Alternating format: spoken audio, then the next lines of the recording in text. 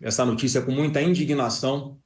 É mais um capítulo triste na história do Brasil, em que nós agora estamos oficialmente numa ditadura, onde uma única pessoa sozinha ela decreta a prisão de um ex-presidente da República, uma pessoa honesta, uma pessoa correta, que ao longo de toda essa perseguição que ele vem sofrendo, nesse processo que é de fachada, um jogo de cartas marcadas, era tudo que o Alexandre de Moraes queria, se vingar do presidente Bolsonaro. Não bastou apenas ele desequilibrar o processo eleitoral, atuando como presidente do TSE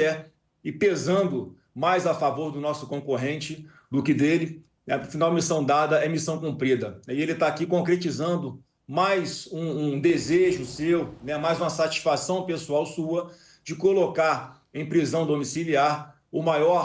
a maior referência de todos nós na política aqui no Brasil hoje, numa clara demonstração de vingança às sanções que ele sofreu pela Lei Magnitsky e também numa clara resposta que ele deve ter ficado muito incomodado com a resposta, né, com a demonstração de afeto, de carinho, de confiança em Bolsonaro que foi dada ontem em todo o Brasil, onde mais de 1 milhão de pessoas saíram às ruas. Então é muito triste o que o Brasil está vivendo hoje e eu espero, né, que o Supremo em algum momento consiga botar um freio nessa pessoa que está levando não apenas a corte para um grande desgaste, onde a opinião pública já olha para lá um Supremo com muito menos credibilidade do que até o próprio Congresso Nacional, porque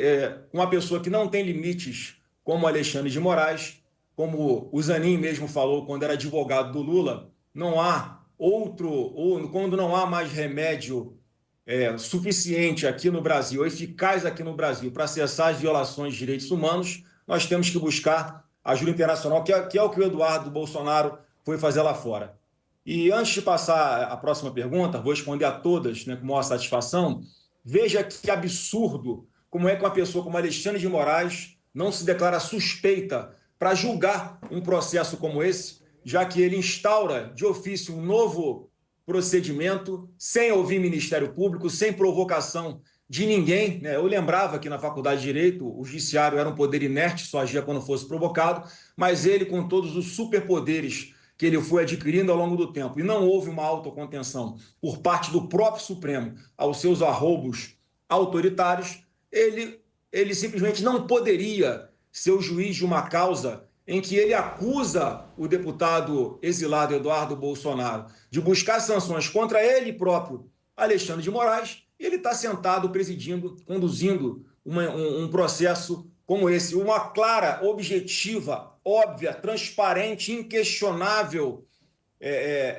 ferimento à Lei 1079, que é a lei do impeachment, que diz no seu artigo 39, inciso 2º, que um juiz, quando não se declara suspeito no caso que ele deveria fazê-lo, ele está incorrendo no crime de responsabilidade. Então é lamentável o que está acontecendo no Brasil, é uma covardia o que ele faz com um ex-presidente da República que nunca se negou a cumprir suas decisões judiciais, compareceu ao longo de todas essas dezenas de processos que foram abertas contra ele, basicamente por Alexandre de Moraes. Ele jamais poderia estar julgando o presidente Bolsonaro, porque ele claramente é um inimigo público do presidente Bolsonaro.